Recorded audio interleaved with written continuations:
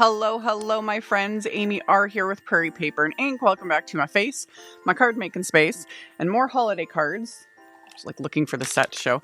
Using this absolutely amazing Peaceful Tree stamp set that Kathy Zielski designed. This came out a couple months ago. I have been holding on to this video, and in fact, while I'm filming this intro, I'm going to continue to hold on to this video. This set keeps selling out before I can get the video up. Rightfully so. It is beautiful. The sentiments are wonderful, and I love silhouette images, like silhouette stamps, silhouette dies.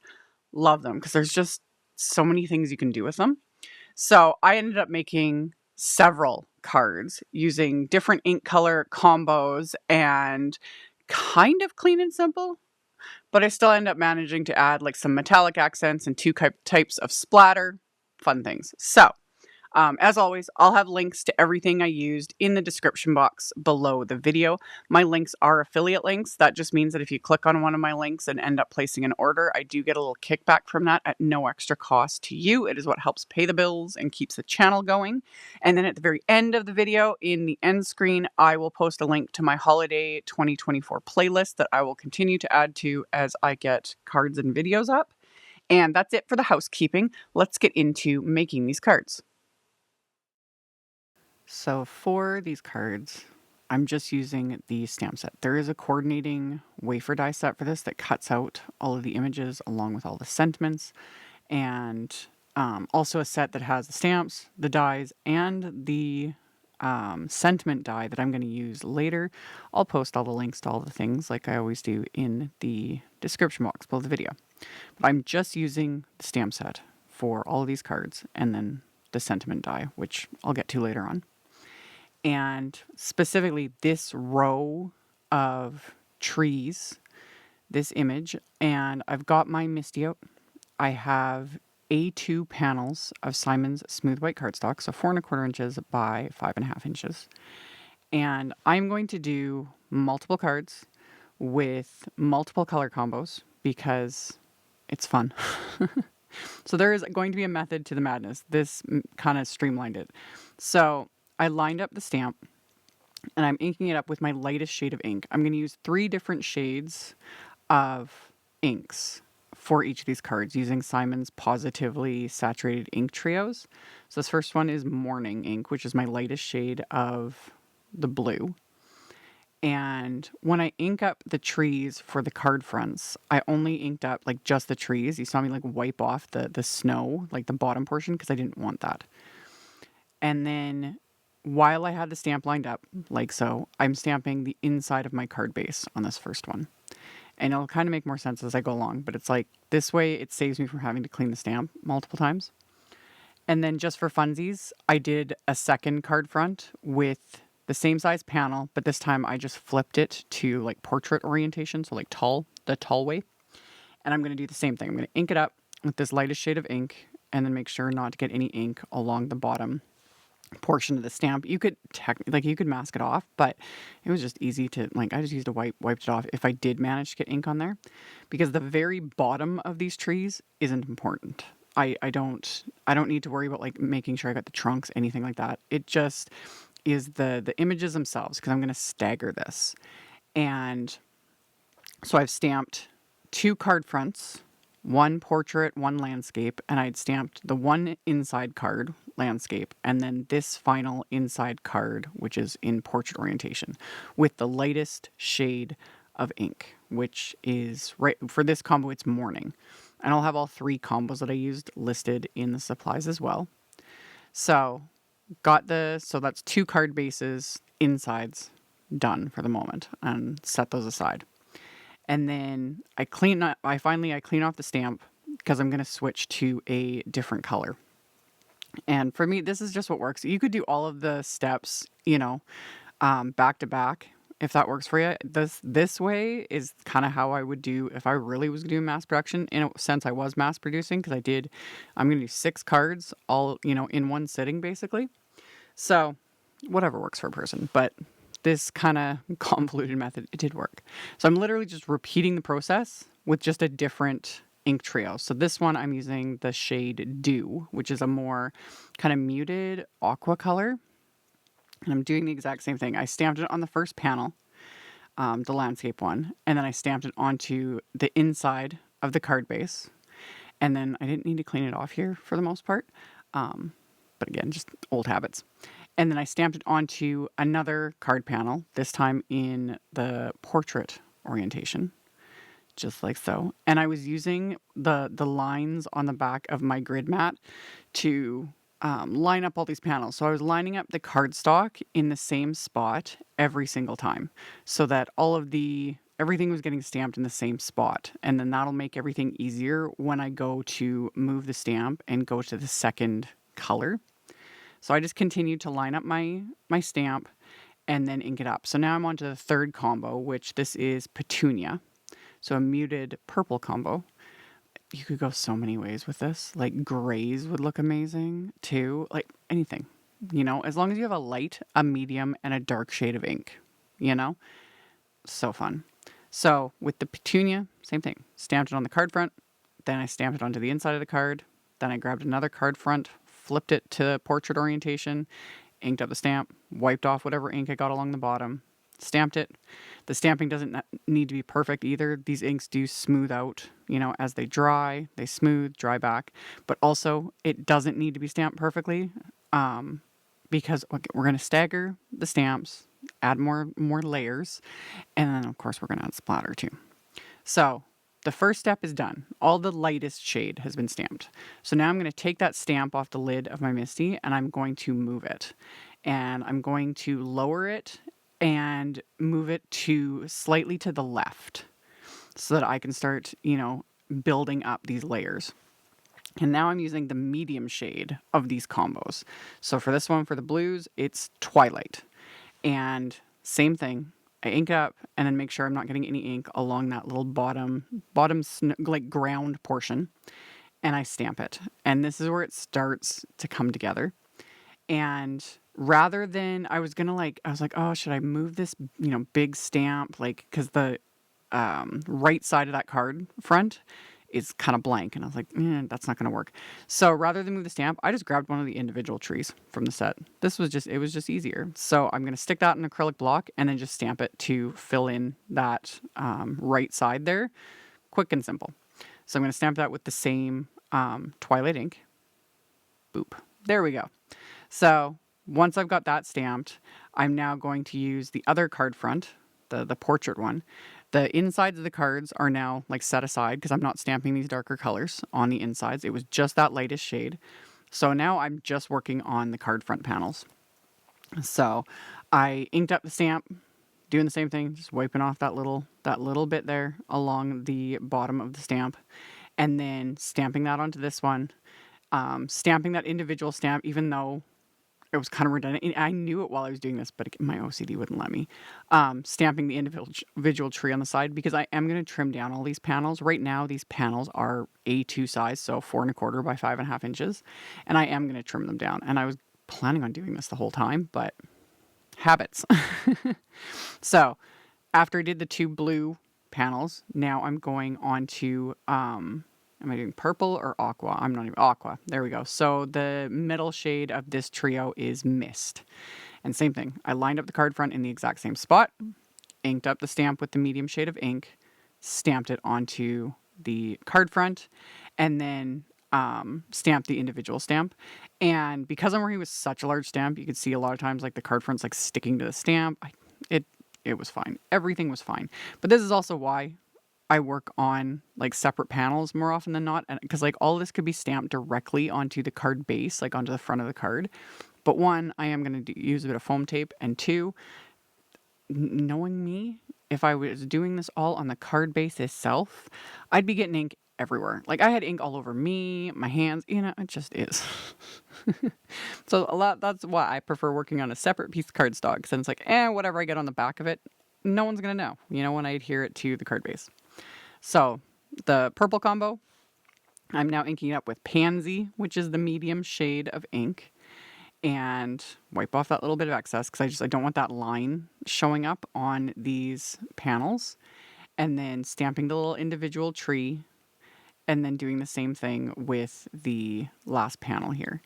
So now I've got 2 layers going on, and then I'm going to add the third to finish off these scenes. So once I've got the trees stamped onto this panel and stamping that little redundant one on the portrait ones, I clean off the stamp. I'm just using my flour sack cloth to dry everything off so I can go right on to the next color. And then so back to the blues. So I lined up the card front, and then I staggered the stamp yet again and just figured out where I wanted to place it, just like so. And then this is going to get the darkest shade of ink, which for this trio is Galaxy. So inked up the stamp. This time I'm not worried about the bottom because it's not going to matter. It's not even touching the cardstock, and even if it was, I would have been fine with it. It doesn't matter. And then stamping that little individual tree, and oh, I love it. I love it. The colors, this stamp, you can't go wrong with silhouette images, especially trees. They just, I don't know, they just make me happy. So stamp the same thing on the other card front, and then wipe off the stamp. And this is definitely where I got the most inky because I'm working with the darkest shades of ink. So it just tends to get everywhere. So for the aqua shades, the darkest shade is Raindrop. So lined up the card front, inked up the stamp, stamped it down, added the little individual tree there, and then stamped the second card front with the same ink, just like so. Like I said, you could do so many combos with this, like, especially if you wanted to do like a gift set for someone of a bunch of these cards. Oh, you know, because you could also not make them holiday cards. You could just do all these trees and then add like generic sentiments and do them in different colors. So fun. And like I said, and even grays would look gorgeous. Like, especially with the gold when I add that. Oh, I need more hours in a day, y'all. Like, all these combos, and then my brain was just like, oh, because I have so many positively saturated ink trios, plus all the other inks. I was like, I could do this all day, every day. Anyway, with the purple combo, the darkest shade was Aster. So now I've got all of my card fronts stamped, and I'm gonna add splatter. You can always skip this step if splatter's not your thing, but for me, and especially for these cards, it just, chef's kiss. So I'm gonna use my permanent white gouache, put a little bit on my palette, and then I got my little fan brush wet with water to water this down to get it to a nice little splatterable consistency. And I've got my card fronts in my splat box, and off to the side, I've got some little hardboard things, so I will splatter each one, and then I take it out of the splat box, and I just set it aside to dry. Again, this is how I, doing multiples, so I did all that stamping. That was step 1. All the splattering is step 2.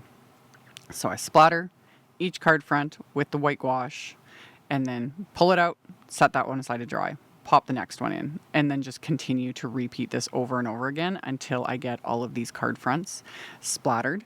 And you can't see it on camera, but I did make sure to even splatter like the top portion of all these panels. Even though it is white on white, in real life, you can see it.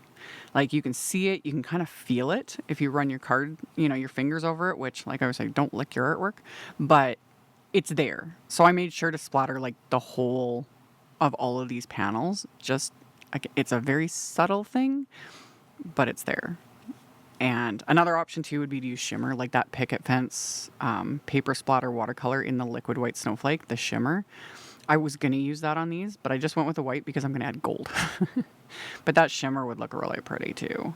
So after I'd splattered all these with the white and they were dry, I then used my gold, like Gansai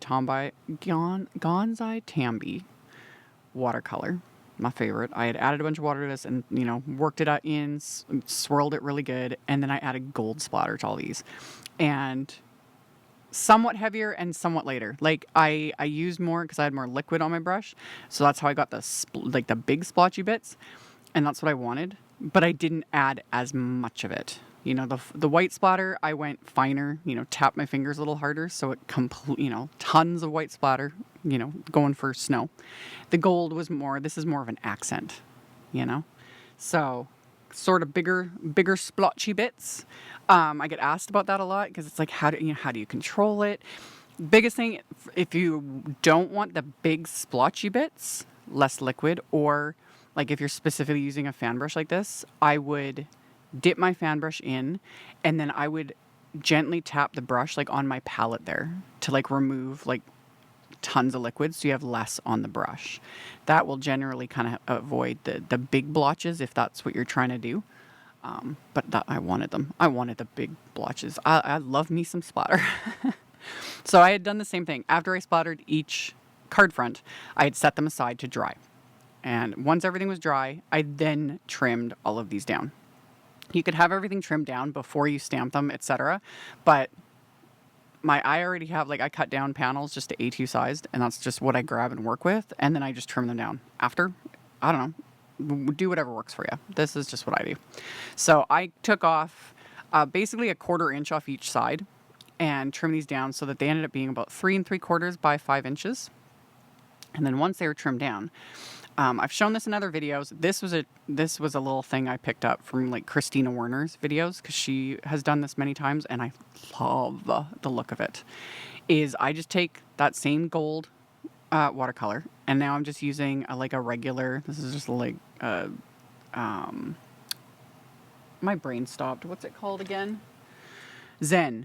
Royal and Langnickel Zen brush. These are like cheapy brushes. The same as my fan brush. It's a Royal and Langnickel one. Again, there's links. And I get the brush loaded up with that gold watercolor. And it's the same as how I do with with a black marker when I'm running it along the edge of pattern paper, cardstock, etc. So I'm using just the side of the brush to add this gold watercolor. And I purposely let it get kind of lumpy. Like build it up. You could, if you use a really light hand, you can just very lightly along the edges just to give that hint, like, with books when they'll add that gold along the edges of the paper, which I love that. When you get a real book and they've got those gold edges on the papers, it's so pretty. So you could do it like that, or you could add it thicker like this, a little more uneven, and it just builds a really pretty border. So again, kudos to Christina Werner for this one, because it's such a simple thing to do, and you'll see in like at the end and stuff, it just gives a little extra something without having to cut a bunch of gold mats. Like, I have no problem doing that using the nice cardstock, things like that. But when I'm doing multiples and they're large mats like this, I would rather just use my watercolor. Plus, it's just one less layer to deal with, and it looks really pretty. So, like everything, I did it all in steps. Stamped all the card fronts and the card bases, step 1. Added all the splatter, step 2. Step 3 was cutting down all the card fronts. Step 4, adding all of this gold edging. And when I'm doing things like this, like once you get like into your little routine of doing whatever step, it kind of becomes almost mindless, and you're just, repetitive. So this is where I've got, music going, a podcast, audiobook, a show on TV, whatever. And I'll just, repeat. Same with the sentiments and the die cutting, just repetitive. So this is the CZ Design, there's a specific name for it, a simple piece wafer die. It's available individually. It's also available as a set with the stamps and dies, because it's Kathy Zilski. She made everything match, same font, all the things. So that I had die cut from Simon's Matte Gold cardstock, and then as well from white cardstock, and then just layered 1 layer of white and 1 layer of gold together with craft tacky glue. That's it. I decided not to add, any extra layers. I'm keeping things a little toned back, and I didn't use the outline. I didn't need it for these cards. And then after I'd done all my die cutting and adhering, I took my card bases and I'm stamping another sentiment from that Peaceful Tree stamp set onto the insides of all my cards using the Lisa Horton solid gold ink, the metallic ink. I need to re-ink my ink pad. The re-inkers are currently, as of me doing this voiceover, stuck in transit because of the postal strikes. So no idea when I'll get those, but they'll arrive eventually. But it doesn't show up super well on camera, especially when you're stamping like any sort of fine line images, sentiments like this. In real life, though, this ink is so pretty. Like the shine, love. You could skip this, though, if you don't have a gold metallic ink. You could just use like the darkest shade of these ink trios to stamp the sentiment, and that would look awesome. And it would show up really well, too. I just wanted to use the gold ink because I like the shiny. So I'd stamped that sentiment onto the insides of all the cards. And then I adhered the die cut sentiments to the card fronts. Could have done this before, like either one. It doesn't, like a lot of these steps at this point when it's doing these sorts of things, it doesn't really matter what order you do it in, you know? Because once they're assembled, stick them to the card front. So I adhered those sentiments to the card fronts with Kuretake glue. And then I put Simon's Big Mama foam tape on the back of all these panels. So that will pop them up a bit. You could use regular foam tape for this as well. It would just give more lift and a bit more dimension, which would be fine. It still wouldn't make them too bulky. But I do love my Big Mama foam tape because it's subtle. It just gives a little bit of lift without making things too bulky, and it just works. So I made sure to adhere each card front to its matching like card base, so the colors all stayed the same. And then once those were adhered, that was it. I did not add any other bling. I know. Trust me, I had several different options pulled out and was like laying them out on these card fronts, and it just wasn't working. These, I think, were just the beauty of it is kind of in the simplicity. You know, the trees themselves, and then we've got all the splatter, and then the gold edging, you know, no bling was needed this time. But yeah, I'll always find ways to find, you know, I'll add extra bling to the next project, I'm sure. I always make up for it. So those were the finished cards. Like I mentioned in the intro, I will post all the links to all the supplies in the description box below, so you can just expand that and check it out if you are interested. And then at the very end, I'll post a link to the 2024 playlist, so you can check that out if there's anything you missed or you just want to see what I've added, all those fun things. So that'll be there as well. And then, of course, thank you so much for hanging out with me today, for thumbs upping and commenting. I appreciate it a ton, and I'll see you all very soon in the next video. Bye. Thank you so much to my amazing Patreon supporters. For anyone that might be interested in joining my Patreon community and supporting me, the link to my Patreon is in the description box below the video. For everyone else, as always, thank you all so much for taking the time to watch my videos, for thumbs upping, commenting, subscribe if you haven't, I'd love to have you. And here's a couple other videos for you to check out in case you missed them. Bye!